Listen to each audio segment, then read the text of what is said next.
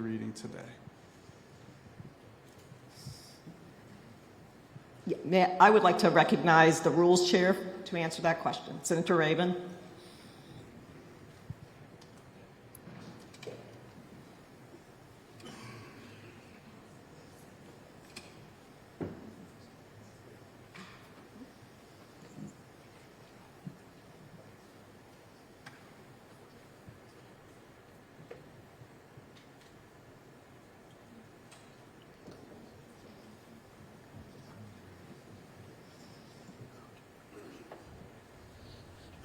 In speaking with the Rules Chair, the title would not need to be changed, and it would not throw it back to the first reading because it is not substantive.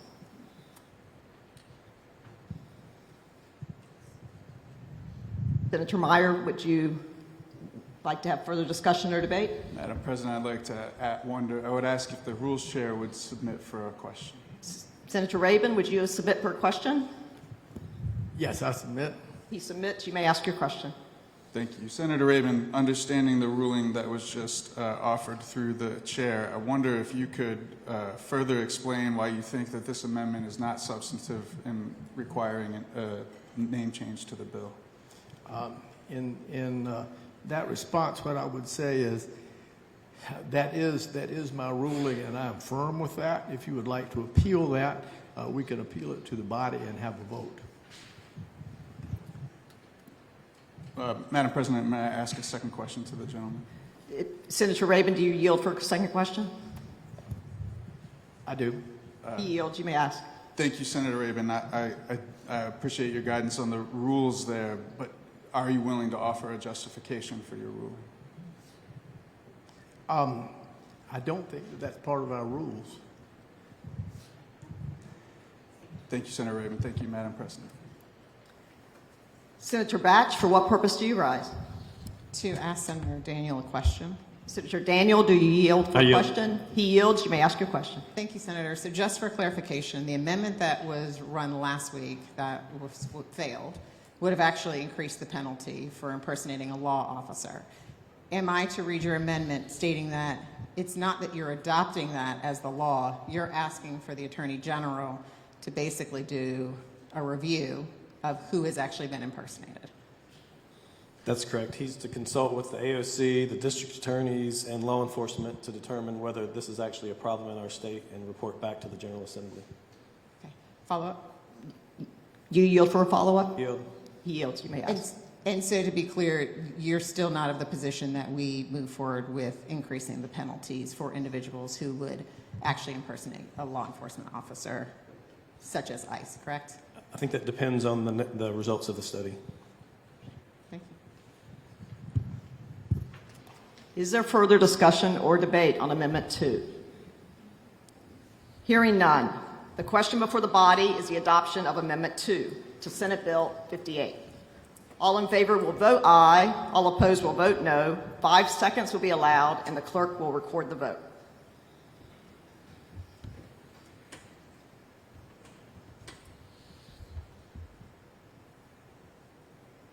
Senator Lowe?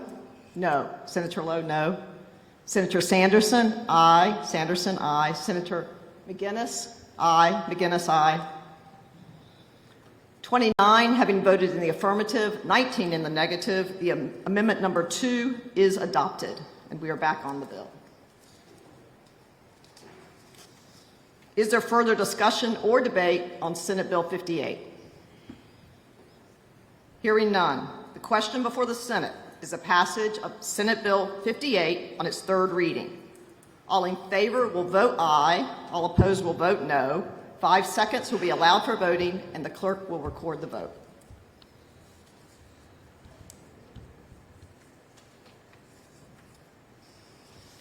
Senator Corbin?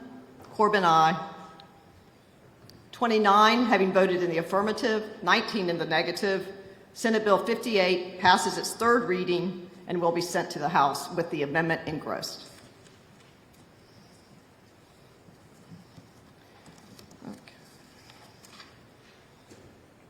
Second reading, Senate Bill 77. The clerk will read. Senate Bill 77, School Contracted Health Services. Senator Sawyer is recognized to explain the bill. Thank you, Madam President. This bill just simply ensures that if a child has an individual education plan, or often called IEP, that requires nursing services at school, that they have a pre-existing relationship with a nurse from their home, that they can actually bring the nurse from home to school. And I appreciate your support. Is there further discussion or debate? Hearing none, the question before the Senate is a passage of Senate Bill 77 on its second reading. All in favor will vote aye. All opposed will vote no. No. 5 seconds will be allowed for voting, and the clerk will record the vote.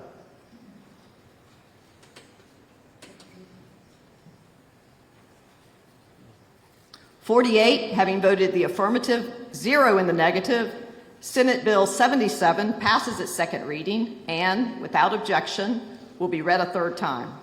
The General Assembly of North Carolina enacts. Is there further discussion or debate? Hearing none, all in favor of the passage of Senate Bill 77 on its third reading will say aye. Aye. Opposed, no. The ayes have it. Senate Bill 77 passes its third reading and will be sent to the House.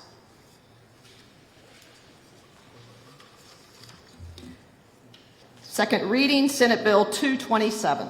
The clerk will read.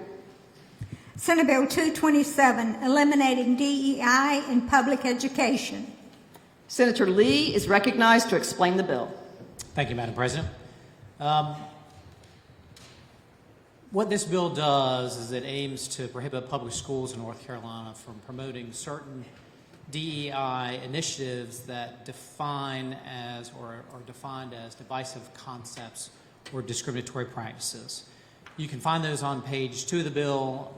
The discriminatory practices pretty short, divisive concepts a little longer. But with all the calls and emails that I've received on this particular bill, and I talked about this a little bit in education, is really what the bill is not.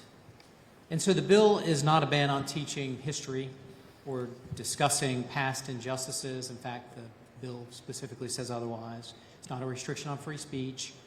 It does not prohibit individual research or study for students and teachers on accessing materials on diversity, equity, and inclusion.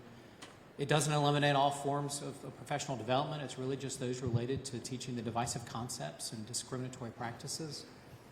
It doesn't ban discussions about diversity, equity, and inclusion. It really just restricts some of the institutionalized programs, but it doesn't prevent educators or students from having discussions. And finally, it certainly doesn't prevent compliance with state or federal law. And so you might say, well, gosh, what is the bill? And the easiest way for me to describe it is just to kind of turn to page 2, where it says public school units shall not do any of the following: engage or advocate for the discriminatory practices, compel students, teachers, administrators, or other school employees to affirm or profess belief in divisive concepts. Some of these divisive concepts are one race or sex is inherently superior to another race or sex. An individual solely by virtue of his or her race or sex is inherently racist, sexist, or oppressive.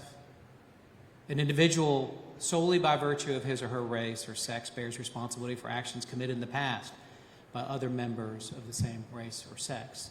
And the divisive concepts go on. It provides that you can't instruct students on these divisive concepts and that you can't have professional development on these divisive concepts and discriminatory practices. And it goes on with a couple other things in here, but you kind of get the point of where I'm going without me reciting the entire bill. And I've had some folks say, well, gosh, your father was from Taiwan, your son has an IEP, how could you possibly be opposed to some of these concepts? And I'm not opposed to the concepts. I'm opposed to what has happened to these trainings has gone well beyond what we originally intended them to be. I think we can agree, everyone in this chamber, I think, agrees that we should focus on equal opportunity, not equal outcomes. I think everybody in this chamber believes that we should improve access and support rather than enforcing quotas. I know we agree that we should keep merit and competence as the primary standard and that we should promote diverse perspectives without forcing ideological conformity. We really want to ensure fairness instead of favoring specific groups over others, and I could go on with some concepts that I know we all believe in, and I think was the original thoughts behind some of these things, but that's not how they've ended up. And so while some of these policies should level the playing field, it shouldn't change the rules of the game, and I'm afraid that's where it is headed. And so that's why this bill is here before this body today, and I appreciate the opportunity to be heard on it. Thank you. Senator Grafstein, for what purpose do you rise? To speak to the bill. You're recognized to debate the bill. Thank you, Madam President. And thank you, Senator Lee, for your explanation of the bill. I appreciate that. I wanted to speak to some specific aspects of the bill. Specifically, on page 2, line 43, the bill says that public schools shall not engage in or advocate for discriminatory practices, which includes excluding an individual from participating in an educational program or activity. And to Senator Lee's point, I think we can all agree on that. And I want to speak to this specifically with regard to students with disabilities, which, as many of you know, is close to my heart, and others as well. Under federal law, public schools cannot discriminate against students with disabilities. They must serve students with disabilities, as well as other students in other protected categories. So this bill actually does not add anything to protections for students with disabilities in the public schools. But there are some schools that do openly exclude students with disabilities. Some of the private schools currently receiving taxpayer funding through opportunity scholarships do deny equal access to students with disabilities, and they do it using government-furnished tuition. For example, one school, which received over $1.6 million in public money in the last fiscal year, it says in its publicly available information that it is, quote, unable to provide quality educational experiences for children with certain learning disabilities, emotional social concerns, or severe physical handicaps. Madam President, I'd like to offer an amendment to apply this bill to taxpayer-funded private schools so that they cannot discriminate against students with disabilities, regardless of whether they have physical disabilities or any other disabilities. They set forth your amendment. The clerk will read. Senator Grafstein moves to amend the bill. Senator Grafstein is recognized to explain the amendment. Thank you, Madam President. This amendment would make this bill applicable to private schools receiving state money, making the bill actually effective at combating discriminatory exclusion of students with disabilities, as well as others in protected classes. Promoting and funding schools that discriminate based on disability is, by any definition, divisive and a violation of equal rights of students with disabilities. It also undermines the idea that opportunity scholarships provide for choice, because the choices are not really available to all students when we have discrimination. The bill also adds accountability to schools receiving public money so that they have similar reporting requirements and that can be held accountable for, again, access to opportunity, not outcomes, but ability of these schools to be evaluated on an equal playing field with public schools. SB 261 presupposes that some students are being made to feel bad solely based on their race or sex, without evidence that this is an actual practice in our public schools. But we know for a fact that our tax dollars are funding discriminatory exclusion of students with disabilities. There are few things that promote feelings of inferiority or shame as directly and forcefully as overt discriminatory exclusion. But we are paying $1.6 million a year to at least one school that expressly excludes students with disabilities. Senator Lee has said in committee that the bill won't apply to taxpayer-funded schools because those schools don't have the same constitutional obligations as public schools, and because families can always leave and if they don't like what's being taught at that school. So I just wanted to kind of respond to those two concerns. First, absolutely, as a constitutional question, state and private are two different things, but we as a body can and should place requirements on public money that we grant to private entities. No public money should be spent or given to any entity that professes discrimination.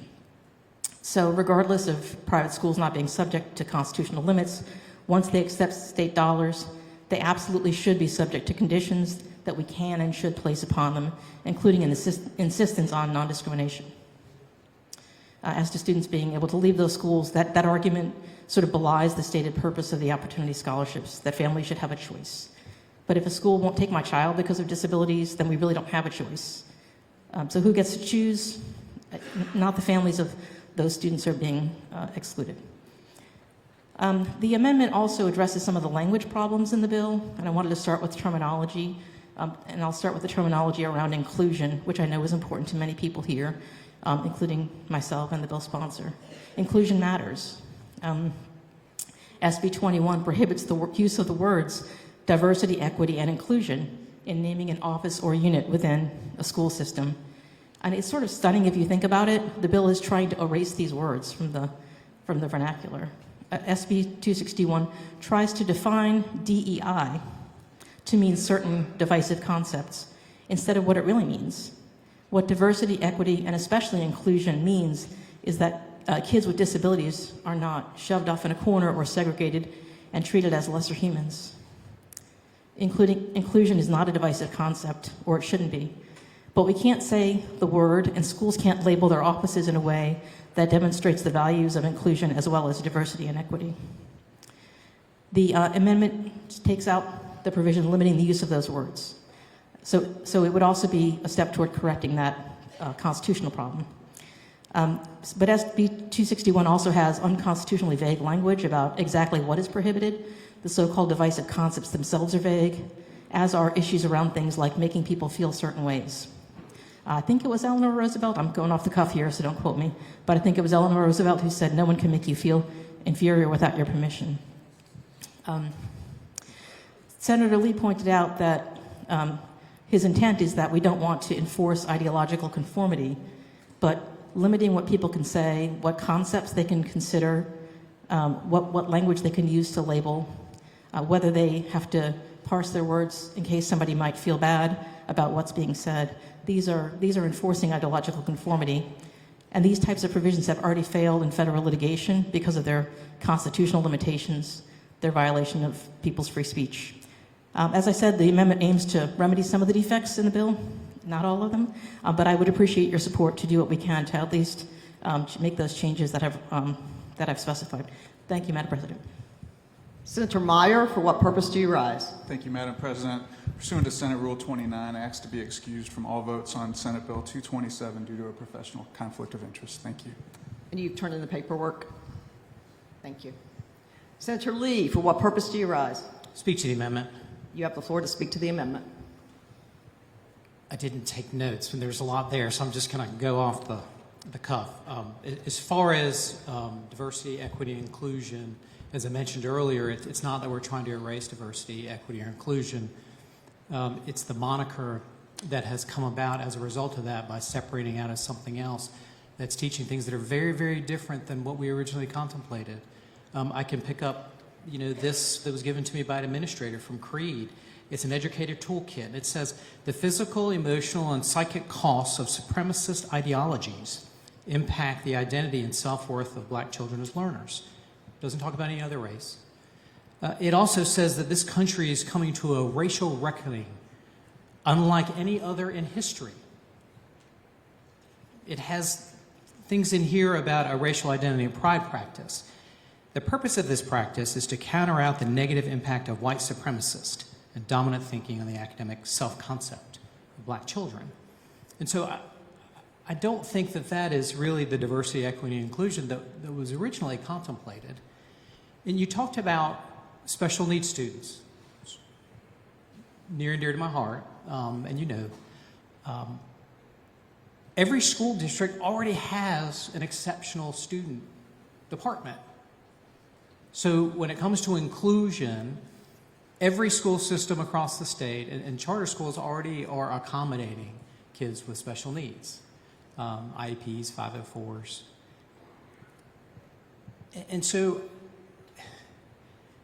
we get here today and we talk about a lot of these concepts. And I was interviewed by someone today, and I said that someone was talking to me about these concepts. And so, well, what race were they? was the first thing that came to that person's mind when I was talking to someone. Well, what race am I? You know, when I was running for the Senate this last time, my daughter actually did an interview. And she goes, most people don't really know my dad. They just think he's an old white guy. And then she said, he's really not white. She didn't say anything about the old part, but, you know, we have gotten so used to thinking about things in the view of race alone. You know, when we go to somewhere where we're seeing folks on stage, one of the first things that people are saying, well, they're looking at what races are represented, and not based on where they're from, but based on what they look like, not really knowing that person, despite what race they are, might be from England, Australia, Germany. And so I don't think we are trying to erase diversity, equity, or inclusion from the discussion. I think we're just trying to get rid of the moniker that people now associate with it, and a lot of the trainings that are going on. I've got materials that are not just doing with educators now in professional development, but they're now doing it with students. And so these are things that we should not allow these divisive concepts to continue to seep into our children through our education system. As to private schools, I know not all private schools take exceptional children.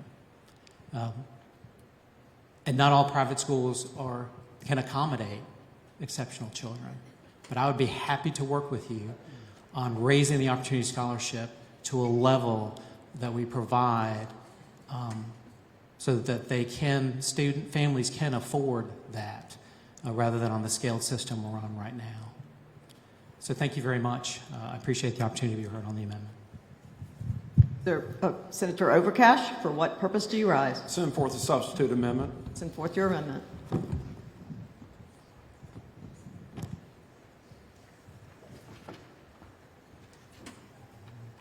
Amendment number 2, the clerk will read. Senator Overcash wishes to amend the bill.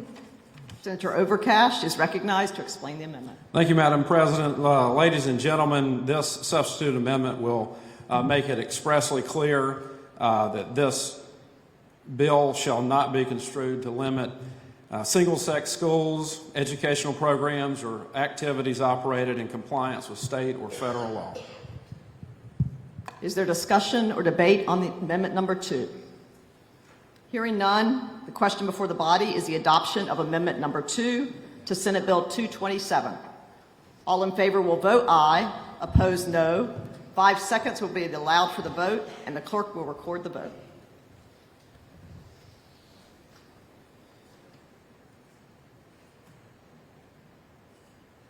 "29 having voted in the affirmative, 18 in the negative, amendment number 2 to Senate Bill 227 is adopted. We are back on the bill. Is there further discussion or debate on Senate Bill 227? Senator Applewhite, for what purpose do you rise? Thank you, Madam President. I'd like to speak to the bill. You have the floor to speak to the bill. Thank you, ma'am. I want to preface my remarks by saying that I have great respect and admiration of Senator Lee, and I appreciate the work that you do in our chamber. But I rise today in opposition to Senate Bill 227. I believe it's a misguided attempt to eliminate diversity, equity, and inclusion initiatives in our public education system. There were 2 particular lines on Section 2 that I just kept coming back to. It's item F that says, any individual solely by virtue of his or her race or sex should feel discomfort, guilt, anguish, or any other form of psychological distress. And then I drew my attention to item H. The United States was created by members of a particular race or sex for the purpose of oppressing members of another race or sex. So I again say that I have great respect, but we have a difference of opinion with this. I find it deeply troubling that this bill seeks to erase fundamental truths about our nation's history simply because they may cause discomfort. I ask my colleagues, who gets to decide what is uncomfortable? Are we now prioritizing feelings over facts? For example, many of us grew up learning that Christopher Columbus was a hero who discovered America. You all probably sing that song, Columbus sailed the ocean. We all sung that. We celebrated him with parades and assemblies, yet the truth is that Columbus was a rapist, he was a murderer, and he trafficked young girls. Does that truth make some uncomfortable? Well, perhaps. But history should be taught in an age-appropriate yet factual manner. Ignoring it does not change what happened. Our country was, in my opinion, our country was not created with equality at its core. When the Constitution was written, enslaved people were counted as 3/5 of a person. The founders were largely wealthy white landowners. That is not divisive. That is historical fact. Are we now choosing to silence the truth because it may offend some? Senator Lee, who is one of the bill's sponsors, represents Wilmington, North Carolina. I'm sure that he remembers what happened in Wilmington in 1898 when a violent coup led by white supremacists overthrew a duly elected government. African American leaders were murdered, businesses were destroyed, and families were displaced. The economic and social impact of that event still reverberates in Wilmington to this day. That's history. Not opinion, not conjecture, but it is fact. And let's not forget the brutal reality of slavery itself. Millions of Africans were forcibly removed from their homelands, shackled in chains and subjected to unimaginable brutality. Families were ripped apart.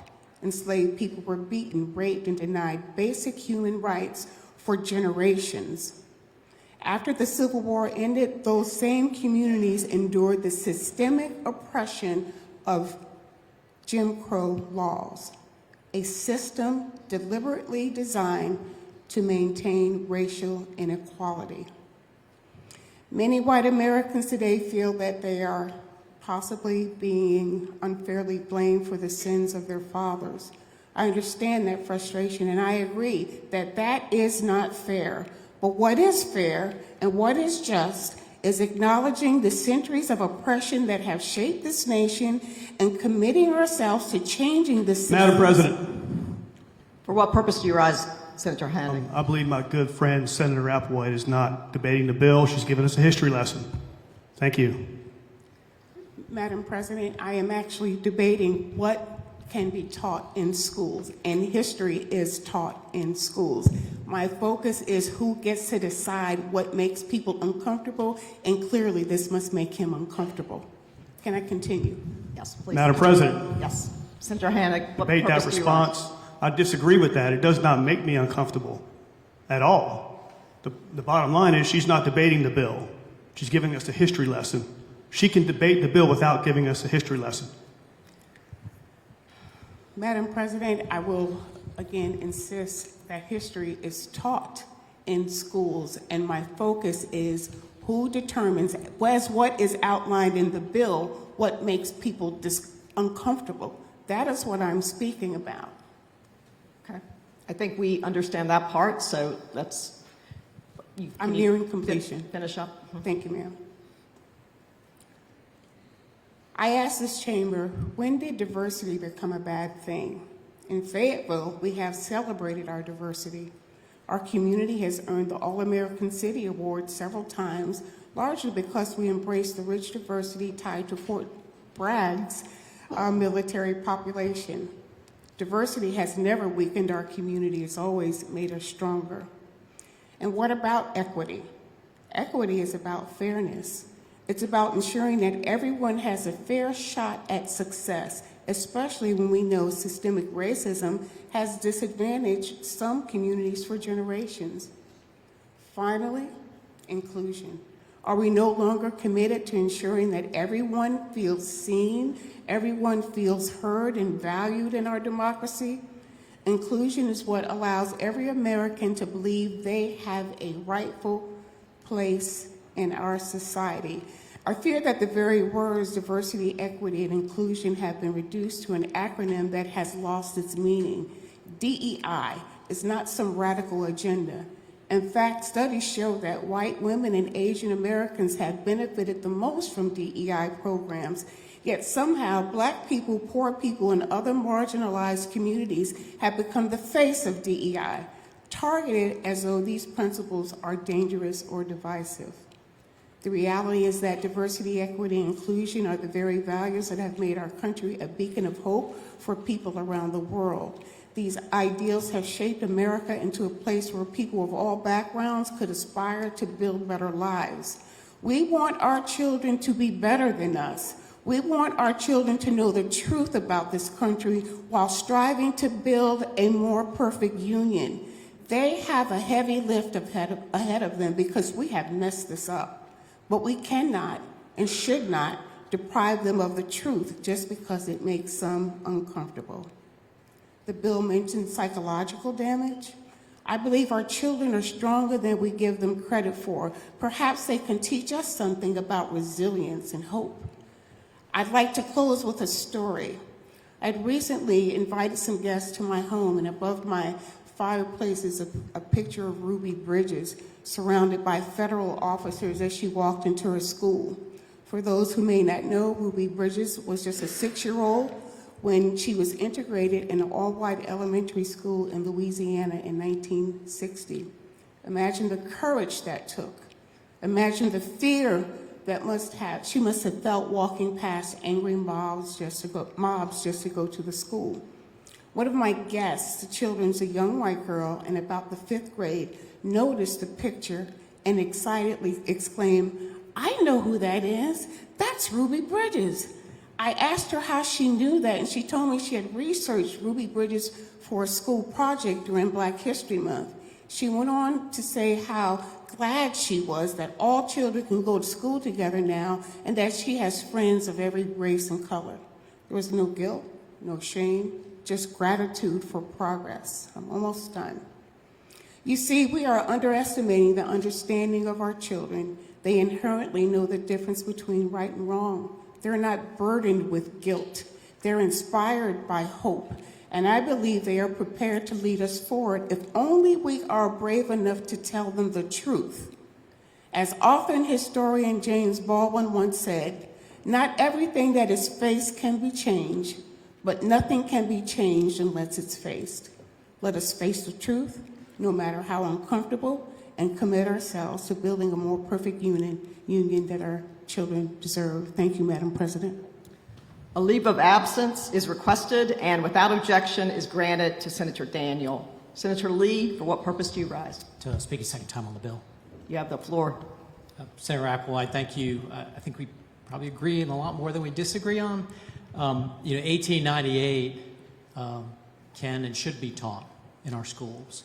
And so this bill doesn't prevent that. And in fact, it explicitly talks about how an impartial discussion of historical oppression of a particular group of people based on race, ethnicity, class, nationality, origin, or geographic region, discussion of controversial aspects in history, and it kind of goes on.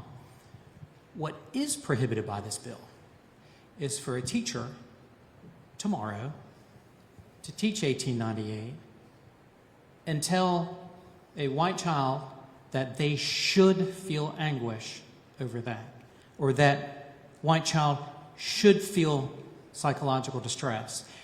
The bill doesn't say what we can feel. It prevents people in the front of the room of telling kids what they should feel as a result of particular historical events. And I could go through, I've actually done more history than maybe I did in high school. I shouldn't admit that. And just all kinds of things, even on my own background with the Chinese Exclusion Act and all kinds of things throughout American history that happened with respect to a lot of different folks with different racial heritages and ethnicity, and how that changed in Supreme Court cases, defining what race was for certain groups of people from different parts of the world. But this doesn't do some of the things that people are saying, and if you read the bill, it prohibits these divisive concepts from being taught in our schools. And I think sometimes people get confused with that. The language really matters in the bill. And I'm sorry I didn't take notes on everything, but I really just wanted to clear up. I think there's some confusion out there of what the bill does and doesn't do. Thank you. Senator Smith, for what purpose do you rise? To debate the bill, please. You have the floor to debate the bill. Thank you so much. As I read Senate Bill 227, an act to demonstrate the General Assembly's intent that students, teachers, administrators, and other school employees recognize the equality and rights of all persons and to prohibit public school units from promoting certain concepts that are contrary to that intent. This sounds innocent, perhaps even commendable.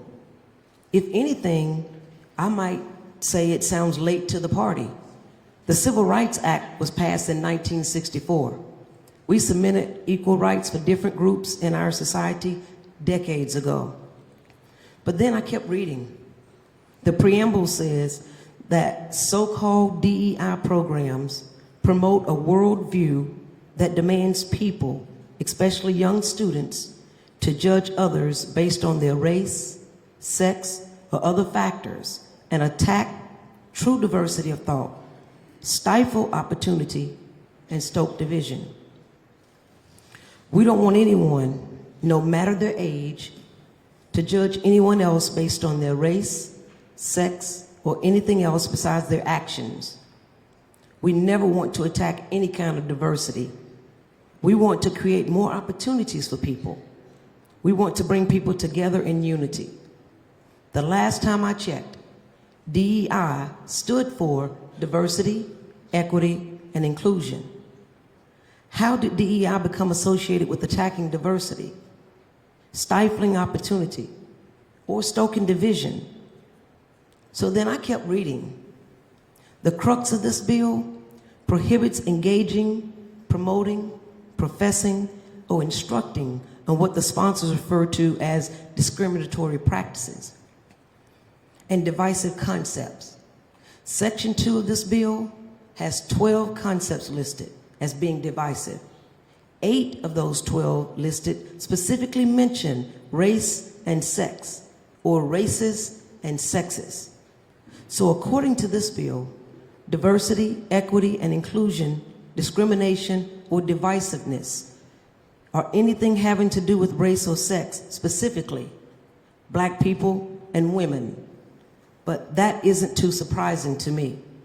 Most people would agree that DEI initiatives help promote black and brown people, women, those with disabilities, and those of other nationalities or religions into spaces where they have not always been, because we haven't always been welcomed. The Civil Rights Act was passed so that protected classes of citizens, like racial or gender groups, could have access to opportunity to the places and spaces where their lives are determined, like in this chamber.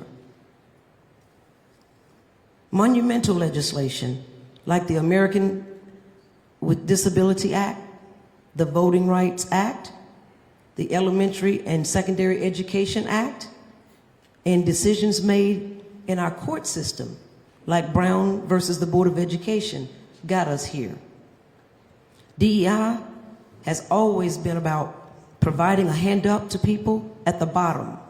Note that we're talking about diversity, equity, and inclusion. We aren't having a conversation about giving resources to black people. We aren't prohibiting giving special consideration to women in hiring decisions. We are here to discuss a ban on diversity. We are in this chamber today to debate legislation that wants permanently to remove initiatives, trainings, conversations, and instruction in our public schools that promotes all people, no matter who they are, having a seat at the table. But I kept reading, because this bill, while it lists DEI in a negative light in the preamble, does not ban DEI. It bans discriminatory practices and divisive concepts. It attempts to align itself with those monumental pieces of legislation that made our society more inclusive. The bill says that public school units shall not compel students, teachers, administrators, or other school employees to affirm or profess belief in divisive concepts. It says that instruction should not be provided to students on divisive concepts. It says professional development should not be offered on discriminatory practices or divisive concepts. But are the concepts even divisive? Of course, someone, somewhere, believes one or all of these things. That's part of the diversity of thought mentioned earlier. Everyone can believe what they want. We care about actions. The diversity, equity, and inclusion proponents I know do not believe that anyone is inherently racist, sexist, or oppressive, or believe that anyone should be discriminated against based on their race or sex. They call systems and individual races sexist or oppressive when they oppress people. The diversity, equity, and inclusion proponents I know do not make judgments on moral character based on race or sex. Actually, they quote Dr. King's "I Have a Dream" speech when he spoke of a world where his children would be judged not by the color of their skin, but on the content of their character. The diversity proponents I know do not want anyone to feel discomfort, guilt, anguish, or mental distress based on their race or sex. The DEI proponents I know work to make every place and space comfortable for every person. I don't feel guilt or discomfort about who I am. Let me say that again. I do not feel guilt or discomfort about who I am. I don't feel responsible for the things that anyone else did in the past. I wake up in the morning with the opportunity and the resolve to do something to make the world better because of and in spite of the past. And if history makes you uncomfortable, why are you trying to repeat it? So who is this bill trying to protect? Who is it looking to keep from being discriminated against? I read the bill, and I can tell you, it's not trying to protect people from harm based on their protected characteristics. This bill wants to protect the ability to manipulate the systems that affect our day-to-day lives. It is to protect the ability to control the narrative of history that our children are taught every day. The intent is definitely not to protect our students. So keep reading. It's not you, it's them. Thank you. Is there further discussion or debate? Hearing none. The question before the Senate, Senator Overcash, for what purpose do you rise? To send forth an amendment. Set forth your amendment.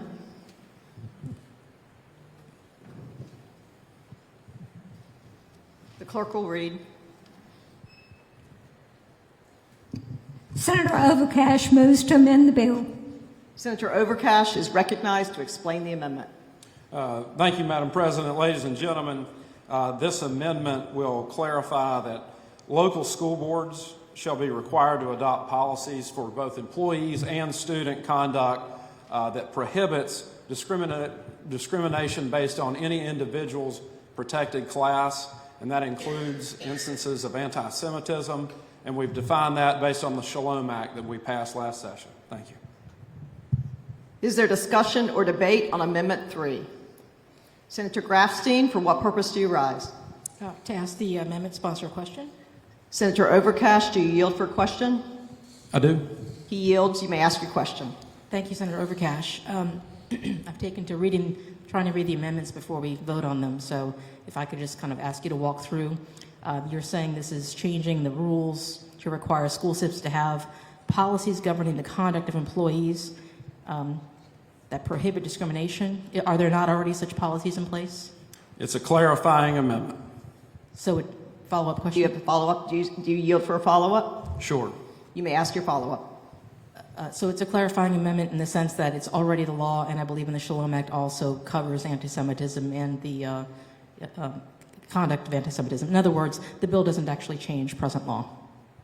Senator, we've seen a lot of debate and questions about what this bill will cover and what it will not cover, and this is expressly clarifying that federally protected classes for individuals and in particular anti-Semitism under the Shalom Act is expressly to be set forth by local school units in both employee policies and in student policies. I don't know how to say it any clearer than that. Madam President, may I speak to the amendment? You have the floor to speak to the amendment. Thank you, Madam President. Madam President, I obviously oppose anti-Semitism. I supported the Shalom Act. I think it would be preferable if we're going to raise issues like this that we raise them in the original bill. You know, my feeling about throwing this in is it feels like it's a challenge to Democrats to vote no, and so I just want to reflect on that and suggest that that's all I have to say about that. Thank you, Madam President. Is there further discussion or debate on Amendment 3? Hearing none, the question of Senator Chitlick, for what purpose do you rise? I would also like to speak to the amendment. You have the floor to speak to the amendment. Thank you. I'd like to second what my colleague Senator Grafstein said and just encourage that amendments that are specifically about topics like anti-Semitism be taken up with the only Jewish members of this body. Senator Overcash, for what purpose do you rise? I appreciate the lecturing on this. It's very simple. The original bill included language that these local school boards shall have the power to make all just and needful rules and regulations. This is making it crystal clear that we continue to protect our students and our employees in a safe and harmonious environment. Thank you. Senator Everett, for what purpose do you rise? Ask the bill sponsor a question. The amendment sponsor. The amendment sponsor, Senator Overcash, do you yield for a question? Yes. He yields. You may ask your question. I know this question was asked, but I don't know if I actually heard the answer. Does this change existing law? It does in the fact that it requires express policies to be enacted by every single LEA to do these things. That's the change in the law. It requires a policy both on student policies and it requires a policy based on employee policies. Is there further discussion or debate on Amendment number 3? Hearing none, the question before the body is the adoption of Amendment number 3 to Senate Bill 227. All in favor will vote aye, opposed no. 5 seconds will be allowed for voting, and the clerk will record the vote.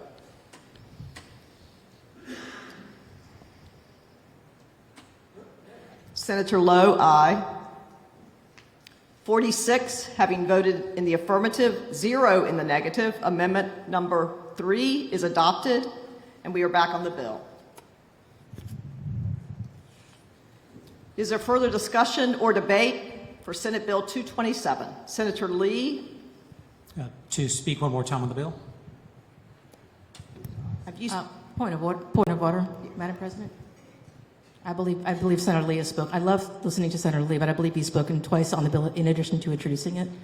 Madam President, I misspoke. I actually spoke for the first time on the bill earlier. I explained the bill first, then spoke the first time, and now is my second time. That's right. That is correct. He's explained it first, so he is allowed to have another time. You may speak on the bill. Thank you, Madam President. So I just wanted to close out the debate because there's been a lot of things here said today that I'm not sure are entirely accurate when I read the bill. And so this This is not just about black people and women. It's about all races. I grew up in Dunn, North Carolina. Actually, my wife and I were working to help clean out my parents' place. And I found a newspaper from 1978 that shows us, top of the fold, I was a newsmaker back then, when I was 10 years old. And it's interesting, you know, my dad moved to the States in 1960. And he married my mom in 1962. And their marriage was against the law in most states in the United States, especially in the South. And because, and some people look at me and they go, oh, you're just an old white guy, like my daughter had said. But growing up in Dunn, North Carolina, especially when you're on the front page of the paper, when you move to town, you know, people aren't the nicest in the world, especially in the mid-'70s, to an interracial couple. You know, I was called a half-breed and a chink and you name it, and that's just, it just happened. So I am not here standing up saying that discrimination doesn't happen. What I'm saying is that teachers should not be trained to teach discrimination. And so that's what the bill is intended to do and who it is intended to protect. And if you read the divisive concepts, and I realize some folks take bits and pieces out of the divisive concepts, but read the entire divisive concept, and that is what is not allowed to be taught to our children. And I'm not going to go through the whole list again, but what I don't want to happen is for us to leave this chamber with some of these things hanging out in the air, thinking somehow that the people that vote for this bill believe that we should be hiding history or discriminating. It's just the opposite. And it's intended to protect the children of our state. Thank you, Madam President. Is there further discussion or debate on Senate Bill 227? Hearing none. The question before the Senate is the passage of Senate Bill 227 on its second reading. All in favor will vote aye. All opposed, no. 5 seconds will be allowed for voting, and the clerk will record the vote.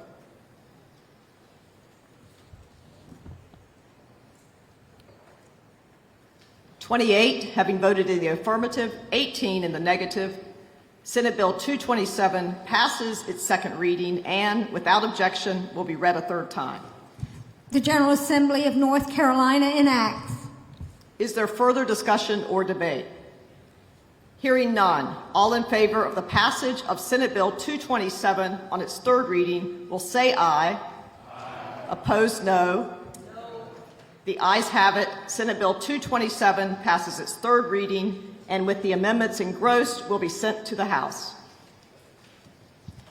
Are there notices and announcements? Is there further business to come before the Senate? If not, Senator Berger is recognized for a motion. Thank you, Madam President. I move that the Senate do now adjourn to reconvene on Wednesday, March 12, 2025 at 9:30 a.m. Members, this will be a non-voting session at 9:30. There will be a voting session tomorrow at 4 p.m. The motion is that the Senate do now adjourn to reconvene Wednesday, March 12, 2025 at 9:30 a.m. Seconded by Senator Rabin. All in favor say aye. Opposed, no. The ayes have it, and the Senate stands adjourned.